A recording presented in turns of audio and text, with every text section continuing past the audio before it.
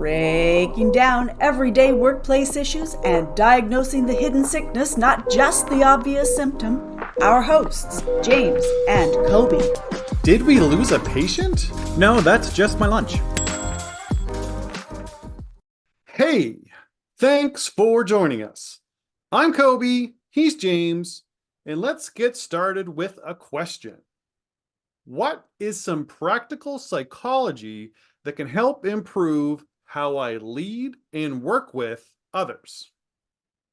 So we've talked several times on this podcast and in a number of other forums about how we really try to take a three-prong approach to our work, and especially in how we build our concepts and curriculum.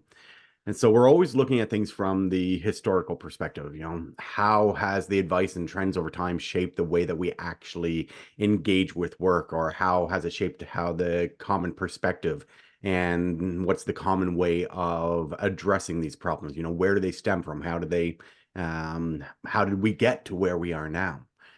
We look at it from a perspective of my personal favorite, which is more of an economic development lens, where we're bringing in the perspective of how can we make decisions that are going to improve not only our business bottom line, but also our communities, and where are those small tactical investments that are going to have a compounding and scalable benefit over time.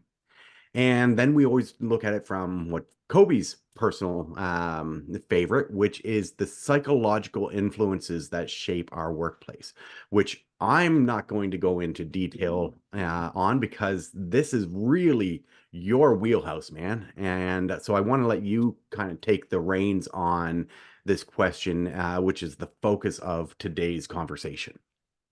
Absolutely. Yes. So I'm a huge psychology nerd. Anyone that's read like any of my writing, or anyone that really knows me kind of really, I'm sure has picked up on how I embed so much of a cognitive psychological approach to the work that I do, to the stuff that we build. And it's something that is probably the primary lens that I view kind of the world through. And I mean, it's kind of funny because there was a kind of defining moment in my life when, in all honesty, if right out of university, if a job offer had came kind of one day earlier, I wouldn't be doing this. I'd probably be working in academia in cognitive psychology research and application. So it's a real passion, but I'm not saying I'm quite happy with where we are now, but it's something that has always stuck with me. And again, part of it was a focus of my undergrad. It's a major focus of my graduate degree, and it's something that I feel gives a lot of clarity to human interaction and to kind of communicating and working with others. But where I've taken so much value from cognitive psychology has been in the work that we do around workforce development and organizational culture and change.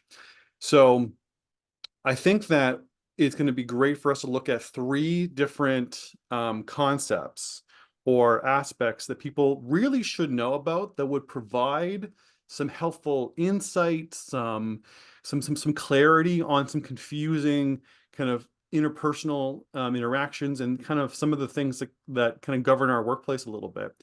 So we're going to try and talk about these. I'm going to try and make sure that these concepts are really accessible and really easy to understand. So James, absolutely call me out if I get too technical on stuff. Yeah, my job is to ask questions to try to help. Well, I mean, you understand these a lot better than myself. So some of these I'm more familiar with than others. So my role will be to ask you questions to help explain it. And then let's figure out how do we make these useful? Right. We're useful peer-to-peer, useful as a manager leading a team. Yeah, and really, how can knowing about some of these things improve interpersonal and professional relationships? Right. Right. So what you got for us? All right. So the first one I want to talk about is the concept of what's called affect intensity. Now, affect intensity is something that most people probably haven't heard of, but it's actually something that can be incredibly insightful for people to know about when dealing with other people. So what affect intensity is, it's the degree that people feel emotion or that they process emotional responses.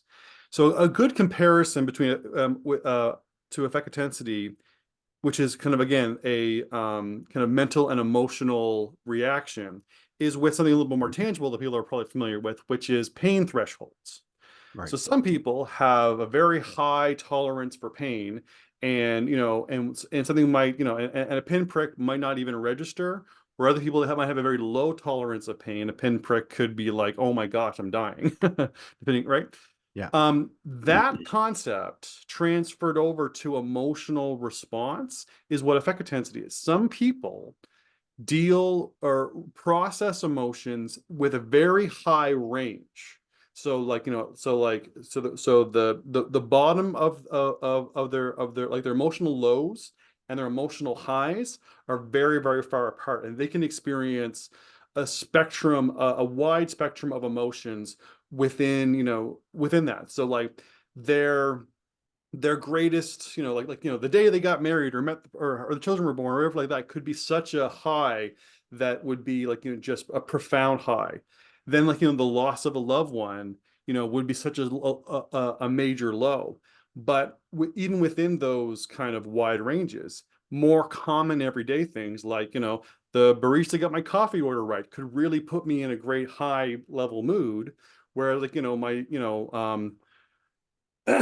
left on red on my on text messages, and it's really bumming me out because we put you in a pretty low, because you have this really wide range of highs and lows. So it's not just that some people have higher threshold for their highs and a lower threshold for the lows, and other people, may not be able to reach those things.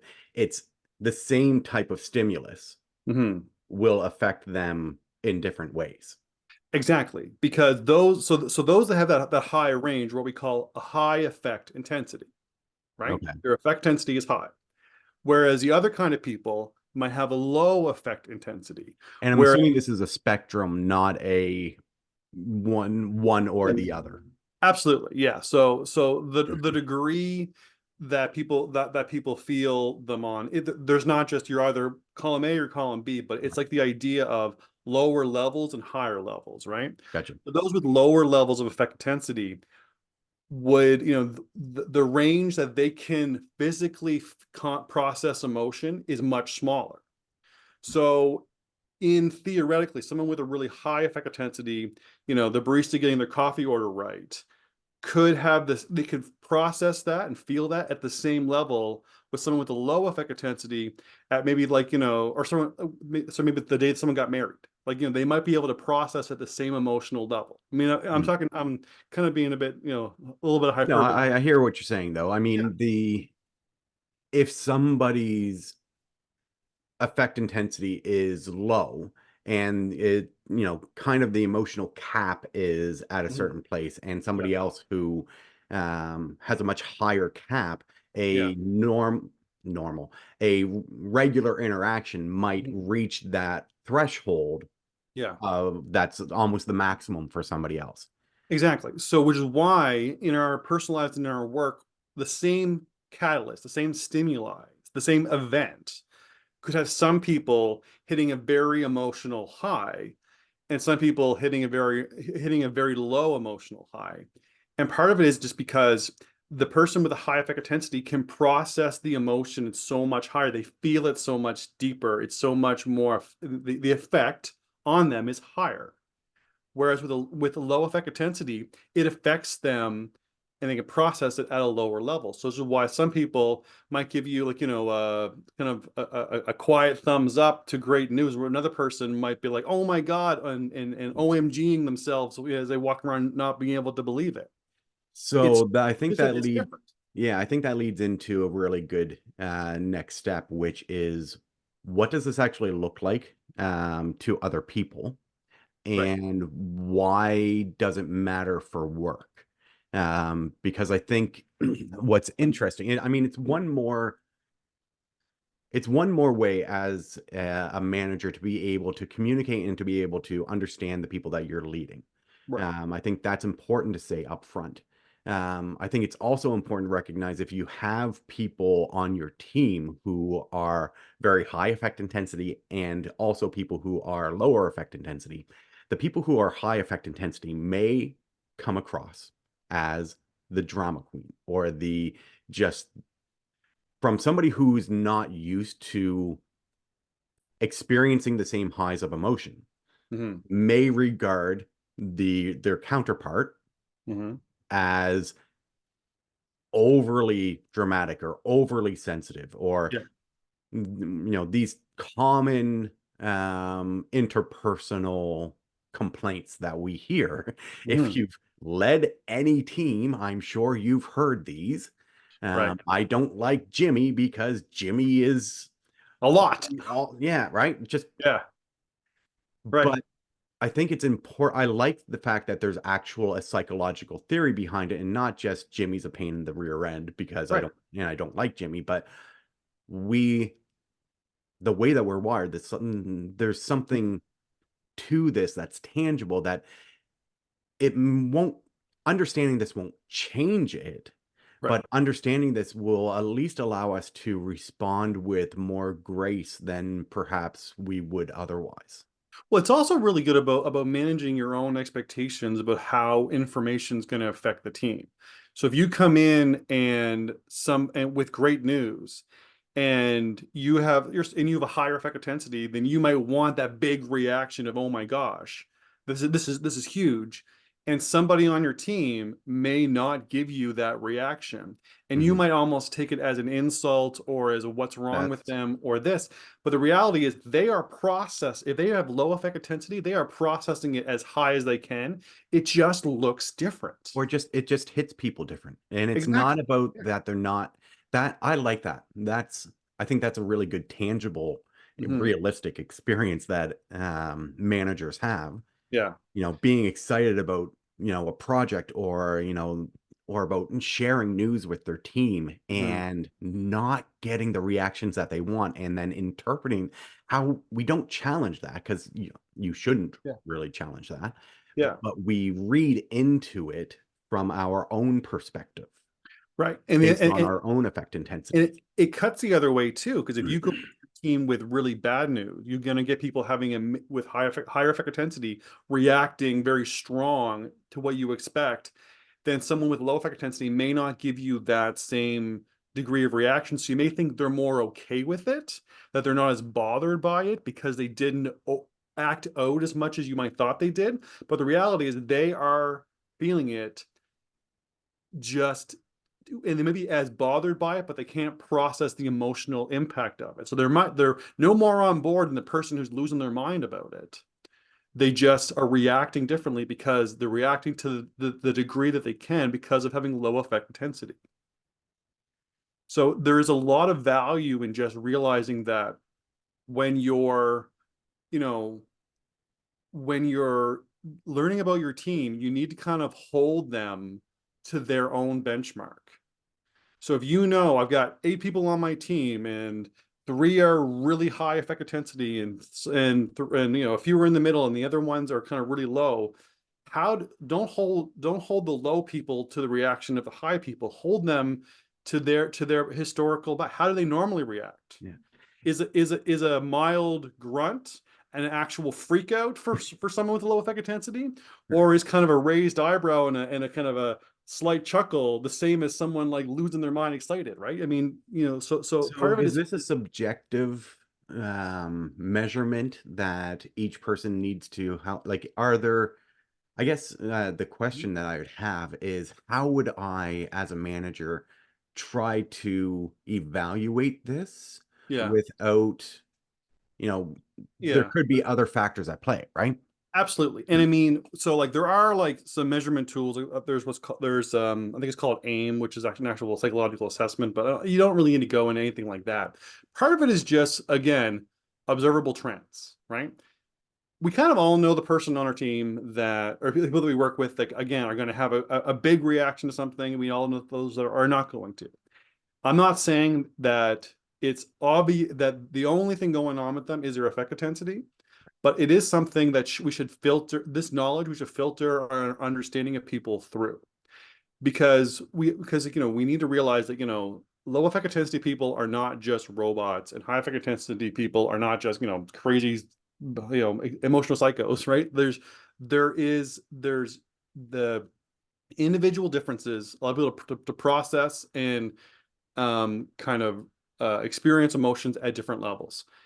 And the best way for you as a coworker or you as a manager to be able to kind of have this help you is you let it be another lens to view individual differences through. Maybe it explains why someone is one way that you might have chalked up to them just being a cold robot or an Right. overly dramatic person, but there is something that might be the reason for it, and it won't change it. Knowing it won't change it, but it might help you create some more insight and understanding in how this can actually improve the way that you lead and work with other people. Cool. All right.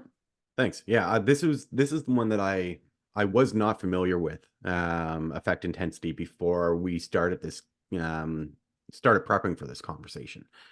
So it's been a really interesting journey for me to kind of figure out what it is and then how it can actually be used in some way. Right. Yeah. No. And again, I hope that to you listening, that this is something that may again be another little tool in your toolbox of how you understand people, to just to give you that little bit of extra insight that might again improve your interpersonal professional relationships. All right, so let's move on to the next concept. This one we may end up taking a little while to talk about. It's what's called belief perseverance. Now, belief perseverance is about maintaining a belief despite new information that firmly contradicts it. So it's the idea of you have a belief, a view, a perspective, a thought, and even when confronted with information that debunks it or that totally contradicts it, and you're kind of proven wrong, you hold on to that belief. And in some cases, the belief, the firmness that you hold that belief can actually go so far to the extreme that you actually believe in it more. Your belief becomes stronger than it was before you're presented with information. And that phenomenon is known as what's called the backfire effect. So the idea of belief perseverance is you believe one thing, and let's say you believe in unicorns, and the You idea don't? that you're presented with logical empirical data that says honestly unicorns don't exist, they never have, and this and that, and instead of you going, okay, you convinced me, I changed my mind, you almost double down, and so if you double down and say, no, I believe in it more, that's the backfire effect. If you just say, no, you know what, I still believe in it no matter what you say, that's belief perseverance. So belief perseverance is holding on to it, and your belief strengthening is actually what is called the backfire effect. So Now, I've got a couple. I just want to jump in with a couple yep, sure. questions, because as you're talking about it, I'm assuming that this is not a cognitive process. This is not like they're not going through the same stages that you just described of, no, I'm going to disregard that and I'm going to choose to continue to believe. This No, is not a conscious no. response. This is a just Well, the thing is that reaction. it's not a rational response. It's Okay. an irrational response, which basically means it's an emotional response. It's not a logical, conscious, I've decided to ignore this. It's my emotional response to hearing this information is going to be to protect myself, either out of fear, out of embarrassment, or out of anxiety. I'm choosing to go into denial and not accept that this is happening, and just again out of fear of protecting myself from the feelings of around fear or embarrassment or anxiety or kind of whatever the negative feeling that we're trying to avoid is. And it becomes an emotional reaction to a logic-based argument. And Right. that's when things get messy. And yeah, because you just cannot argue emotion with facts, right? Like Exactly. Yeah. it not saying one is right and emotion's wrong and facts are the emotional responses are incredibly powerful, and I Yes. believe that like our intuition and the way that we respond with our emotions is very healthy and very much a good thing. Hmm. But if somebody has a firmly held emotional belief, trying to dissuade or persuade somebody who's holding an emotional belief with purely a factual based argument, or what you believe to be a factual based argument, is not going to they're not going to connect, because there's a misalignment there. And I think that's one of the big takeaways um with this particular concept, is that understanding that when this happens, it's often emotion based. Hmm. And the trap that we fall into as coworkers or as managers is that we try to take a systematic, logical, factual, whatever, evidence-based approach to dissuading somebody of a firmly held emotional belief. Yeah. Yes. And again, not to um, kind of go off at the risk of going off onto a tangent or down a path that we really shouldn't go down. This is probably one of the most prevalent, like, difficult things to process with our current political climate that we're in. You're So opening a can of yeah, worms, yeah, man. we're gonna move away from this very, very quickly, but the idea of somebody holding on to a belief, then, and just because we present the people with clear logical evidence does not mean that it will persuade them. And Or even what sometimes, we believe to be clear logical evidence, right? right, Because again, these are yep, individual beliefs. absolutely, but you're right. Using a logical, evidence-based argument to an emotional reaction does not really work. And when we get into the backfire effect and we double down on the beliefs, largely what happens is that we're trying to avoid the negative feelings of potentially being wrong. We don't want to Mhm. process that we could be wrong. So we tend to use a form of projection, which is assigning your own unacceptable feelings or qualities onto someone else. And we think, well, no, I can't. Again, we don't think this consciously, but it's the idea of it's almost like the logic chain of I can't process that I could have so wrong about this for so long. So my negative feelings about how wrong I am, I'm going to project that on the person telling me Yeah. the contradicting information, and so that they must be wrong, so I must be even more right. And that's kind of some of the logical process behind the backfire effect. But it really can be something that, again, I don't want to get into the political stuff, but this. No, but there's value in the illustration, Mhm. because unless you've been hiding under a rock, you can probably relate to conversations like this. I Yeah. don't care what your political beliefs are. We have all encountered this particular phenomenon. Yeah. One thing that I want to ask you about, or kind of how I see it, is it's not so much about the person being scared of being wrong.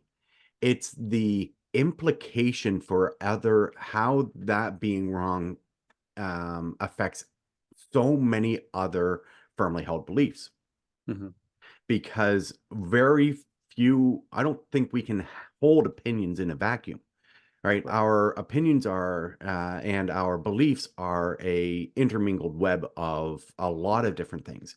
Right. And I this is my assumption, and please correct me if I'm getting the psychology wrong, but my thought would be that it's the strain that happens of being confronted with what does this mean for everything else, that Yeah. creates that Yeah. that, So that effect.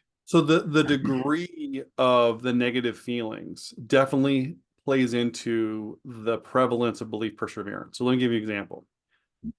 If you believed unicorns were real just because it'd be kind of cool and you're presented with evidence, you're like, hey, I don't have a lot invested in it. All right, I'm wrong. Unicorns aren't real. Moving on. If you've taken out a massive bank loan for your unicorn ranch and you built your whole life around being a unicorn rancher, and this is and your whole life is invested in this, that's a much harder pill to swallow. Mm-hmm. Right. And the implications, like you said, the degree that you were invested in this, what this means for every other decision that you've made is when I can't process how devastating being wrong is going to be. Because it's So I'm not going to, just about the unicorns, it's about the impact this is going to have on my livelihood and my yeah, family and every yeah, ripple effect that. yes, it's like, it's what I've tied my, it's the dock I've tied my boat to. I can't, it's the Right. stability I've created. It's part of the identity I've carved out for myself. And and that is so hard for me to challenge and not become overwhelmed, that it's just easier for me to accept the denial of the information and say, you know what, no, I'm going to believe it anyway because I kind of have to, Right. because of the implication of it. And But that, again, not in a conscious manner. no, no. Yeah. Our brains speed through that logic chain that I just said, and they just said, nope, you're wrong, because, because that's just the only acceptable output, Okay. right? And because part of it is again, I'm going to throw another cognitive thing out there. We talk about this in our change management program. It's a concept called cognitive dissonance. Right. Cognitive dissonance is the perception of dealing with contradictory information and the mental toll it takes on having two contradictions in your head. So, like, and it is stressful to hold two conflicting ideas in our heads. And often, one of the ways that we protect ourselves from that stress and anxiety is we fall into denial. A good example is like, I believe that all life is sacred, but I also love me a hamburger, right? So to deal with that kind of cognitive dissonance, we often just don't think about those two things together. We just keep them Don't think separate. about how And the hamburger's made or what it's made exactly, we from. just get Just into enjoy it. denial that they're plucked from the burger tree, and you know what I mean. So it's just we just don't think about it. So again, dealing with cognitive dissonance, denial is one common reaction, but another one, depending on the degree that we are invested in that knowledge, belief perseverance can be, is a common way that we go. Now the real question is, what do we do about it? Yeah. So with belief perseverance, part of it is we just need to understand that sometimes one of the things we have to overcome when we're talking about change, whether we're changing minds or whether we're changing views, whether we're changing organizational processes, is that some people get very attached to a belief or a position or a view or a way of doing things, and just presenting them with the logical reason to change isn't enough. We have to create the buy-in for them to be willing to unpack what this means for me and try to help them and facilitate the idea that, the way things were before, what you believed before was fine, but this new shift is actually going to be better for everybody, and we're going to help you get there. Yeah. And I think my advice from a management perspective on this is actually going to be a little less generous than I usually am. I mean, obviously, in our work, we take a very people-centered approach to everything. And however, the way that I see this playing out in the workplace can be very damaging. And I'm not talking in extremes. I'm talking, let's think about it from a standpoint of trying to battle a culture of complacency, Right. right? Where I have encountered this so many times where we've been working with teams that are trying to move forward. There's either change is being imposed on them and this is just how things are going to be. So we need to come together as a team and move forward. Or it's a much smoother process of we're trying to generate buy-in for the change and bring people along.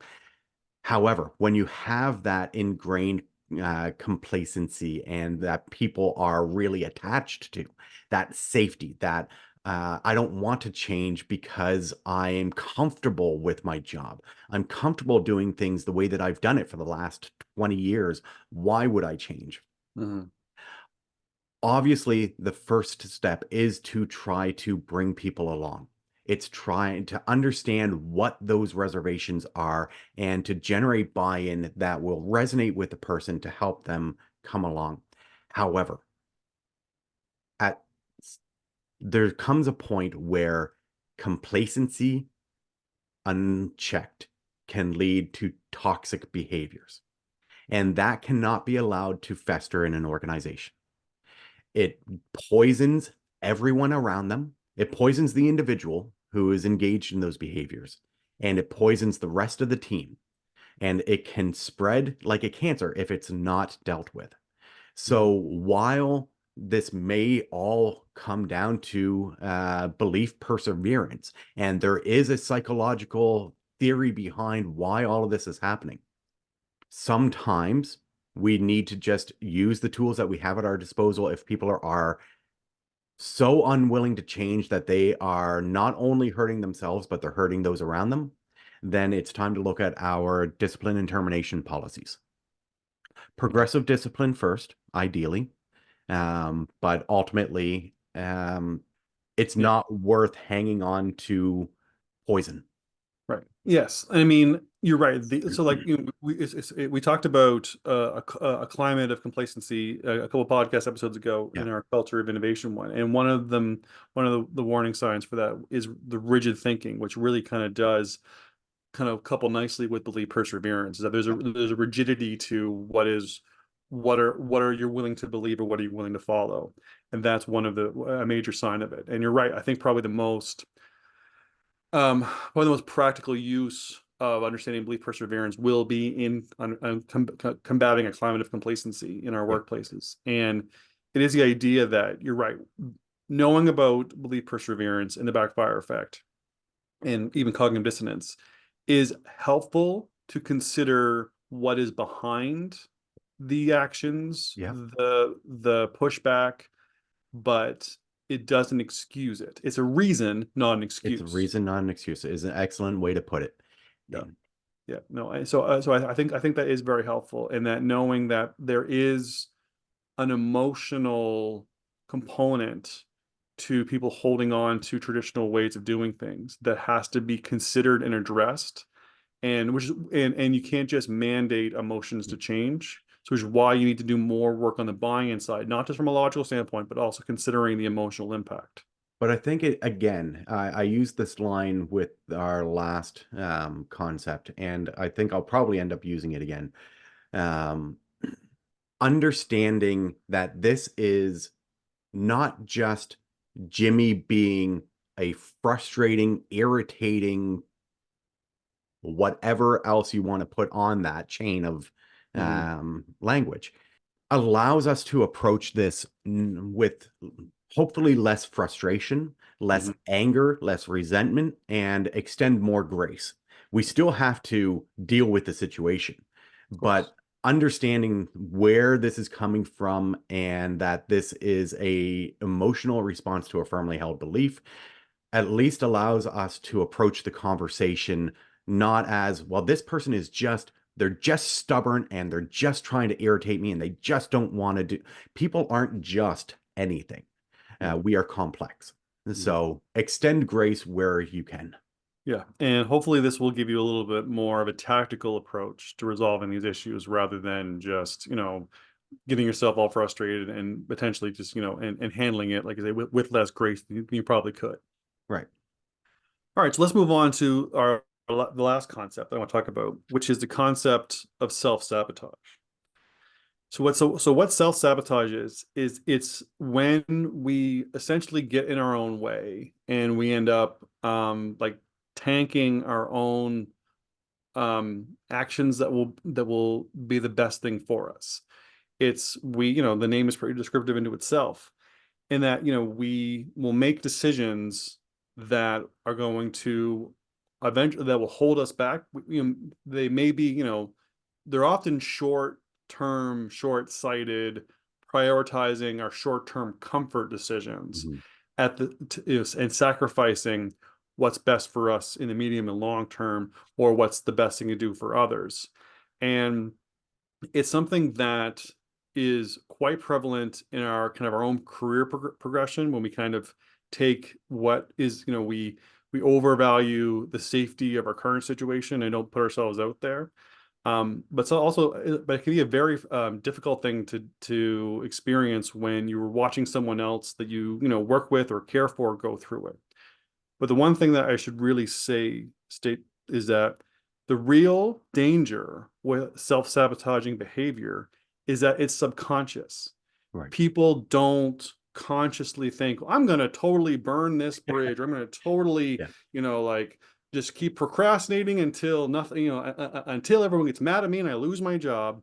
It's that the rationalization to maintain the short-term comfort zone becomes logical and becomes a very natural, easy thing for us to do, the path of least resistance in some way, that the person who's engaging in it doesn't realize that that it's happening, or that they're doing it, and they think to them, well, no, this is the most logical, this is the best thing for me, when in reality it's them avoiding the negative feelings that come with change, or the fear that might come with doing something new, Yeah. or not willing to sacrifice the short-term comfort to obtain the long-term success. Of the three concepts we're talking about, this is one that I'm most familiar with. Um, Unfortunately, in my own life and in and in our and the work. I mean, we're all guilty of this to some degree, right? Absolutely. Procrastination, avoiding making a decision until the decision is made for you is making a decision, Yeah. right? And so there's all of these things that are at play, but I'm really glad that you mentioned fear, because that has been the biggest theme that I have seen with self-sabotage, is that oftentimes it's rooted from some fear.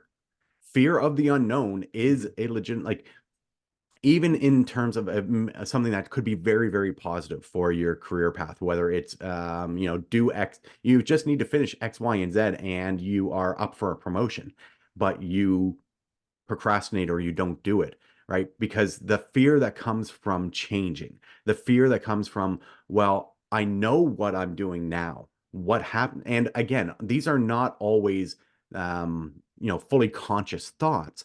They are things that we process very, very quickly and come to a decision. We know what the conscious outcome of the decision, not necessarily all the thought chain that led us to that decision. Right. As a manager, this can be so, especially as a manager or as a mentor, seeing this behavior in somebody who you care about, somebody who you have invested time and energy in their personal or professional growth, and to see these behaviors can be so very frustrating and demoralizing and almost feel like a personal attack. Mm-hmm. But why won't they just do the bloody things that I need them to do so that they can continue to on the path that we've set? Yeah. But understanding that this is not a slight on you. This is Mm. not it's not even necessarily a conscious decision that they've made. If you can get to the root of the fear that's holding them back, is it could be fear of failure.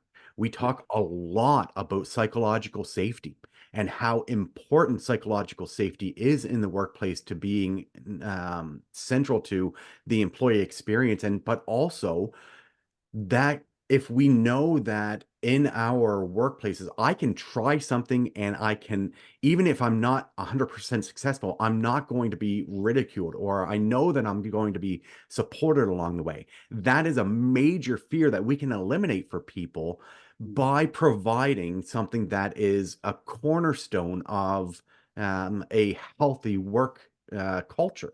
Yeah. So this one, I love and hate self-sabotage.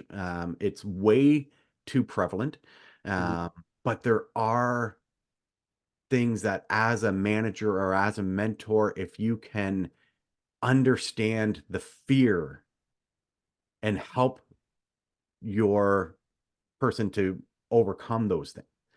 Well, and one thing that's really important to consider with this too is the correlation between the abundance of self-sabotage and multi-generational workplaces. Mhm. Because this is there's a correlation between the prevalence of self-sabotage and younger workers. Not to say Gen Z, innocent, any young worker over generations tend to have a higher level of Newer self-sabotage. in your career, you are Yeah, more likely to largely be. because there's more to be afraid of. Yes. You have less experience totally blowing it, and you don't know what that's going to mean for you. So because again, we've seen, like mentor problems with people, young people that they'll rationalize and say, well, you know what? The job has me have to get up early in the morning. I'm not down for that. I'm not going to take the job.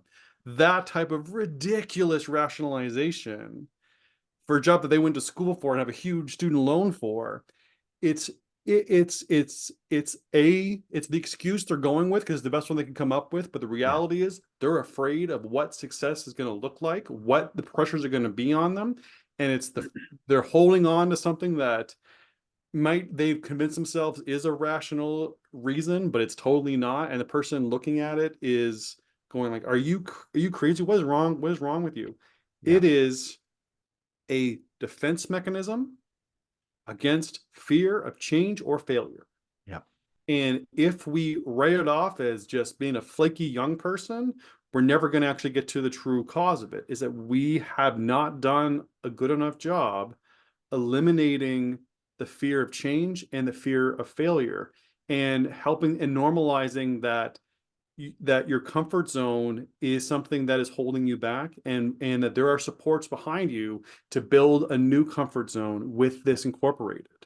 But let's be real too. Like when we're young, you look at experienced professionals as people who have their proverbial stuff together.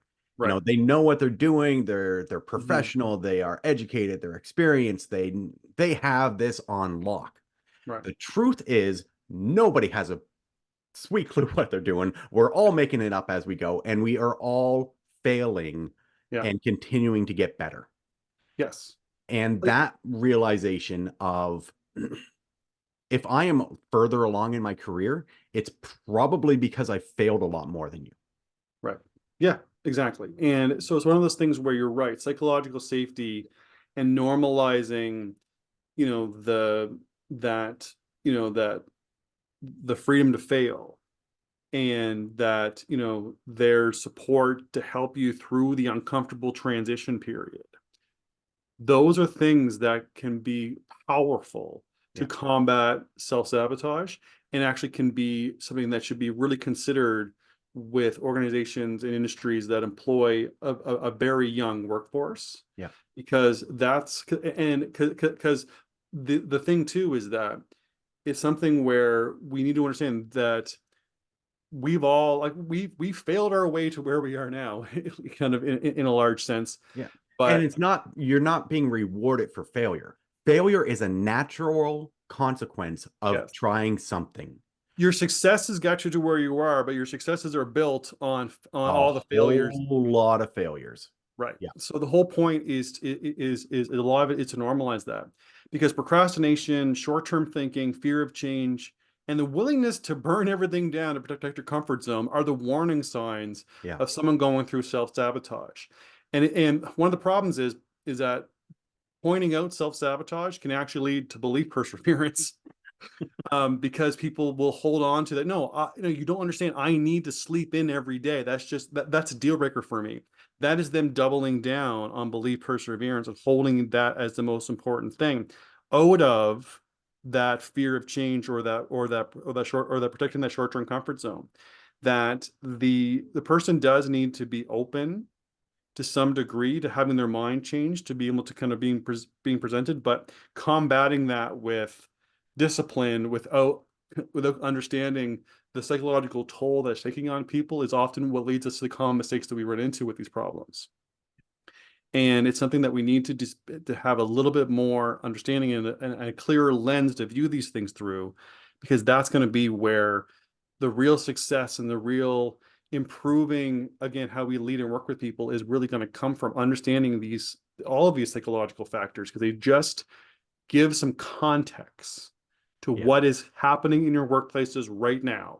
They don't fix anything, but they give you a better understanding of where the real true root causes of some of these problems are, so you can be more tactical and intentional in how you address them.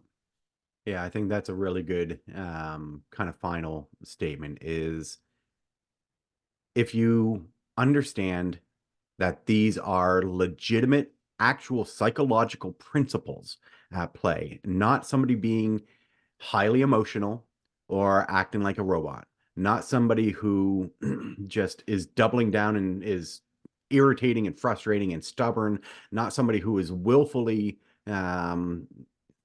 sabotaging their own best interests. Again, understanding where these are coming from, hopefully you will be able to respond with a little bit more grace and patience, rather than, as unfortunately we have done in the past, respond with frustration and anger. Yeah, absolutely. All right, so I'll just kind of wrap some of these, although you did a pretty good job doing it, but I'll just put a little bit more context behind it just to tie up. How about it? But yeah, so the question was, what's some practical psychology that can improve how I lead and work with others? Well, the three things we talked about was the concept. Well, the first one's a concept of affect intensity, the degree that people process emotional responses. People with a higher affect intensity will process things at a much higher level, and will feel things in to a degree that people with a low affect intensity cannot, which is why a catalyst or a common event will yield different results from people. And sometimes we misread the meaning behind those different results, but having a bit of clarity about sometimes people's reactions are based on how they process emotional responses can actually give us a nice lens to have a little more understanding about cutting people some slack and holding people to kind of, maybe not the unified benchmark of what an appropriate reaction should be. Next, we talked about belief perseverance, which is the idea of, despite new information being presented to us, we maintain our current beliefs.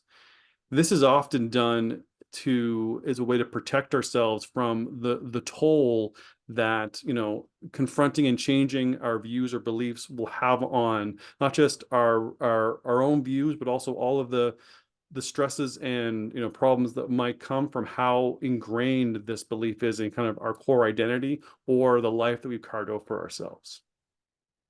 And the last concept was self-sabotage, the idea that we will sabotage our own best interest through procrastination, prioritizing short-term thinking, fear of change, or the desire to protect our comfort zones.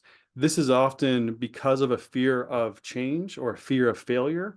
And when we are worried about that environment, we will often try to avoid the things that are really going to be the best thing for us long term. And the way that all of these need to be addressed and approached is to give you a little bit of context about what might be causing some of the frustrating interpersonal and professional relationships that you're in. What are the things that are hurting those? What are the things that are destroying morale? What are the things that are the common frustrations you deal with, leading or working with other people? These don't solve those problems, but they give you so at least a new lens to view them through, and maybe, again, a more tactical way to address them to have better results. Awesome. All right. So that about does it for us. For a full archive of the podcast and access to the videos hosted on our YouTube channel, visit roman3.ca/podcast. Thanks for joining us. For more information on topics like these, don't forget to visit us at roman3.ca. Side effects of this podcast may include improved retention, high productivity, increased market share, employees breaking out in spontaneous dance, dry mouth, aversion to the sound of James's voice, desire to find a better podcast.